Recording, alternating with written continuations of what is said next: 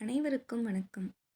இன்றைய காணொளி பதிவில் நாம் என்ன பார்க்க இருக்கிறோம் என்றால், ஒரு அழகான தமிழ் வார்த்தையை பற்றி. என்ன இவள் எப்பொழுதும் தமிழ் தமிழ் என்று பெருமை பறைசாற்றிக் கொண்டிருக்கிறாள்? அப்படி தமிழில் என்னதான் உள்ளது என்று நீங்கள் கேட்கலாம். ஒரு சிறு வார்த்தை மட்டும் கூறுகிறேன். இது ஒன்றே போதும் தமிழ் மொழியின் பெருமையை பறைசாற்ற. படித்தால் என்ற ஒரு வார்த்தையை எடுத்துக்கொள்ளுங்கள். இந்த ஒரு வார்த்தை மட்டுமே நமக்கு 1000 பதிலை சொல்லும். படித்தால் என்பது எதிர்காலத்தை குறிக்கும் சொல். அடுத்ததாக படித்தால் என்பது ஒரு பெண் படித்தால் என்பதை குறிக்கிறது.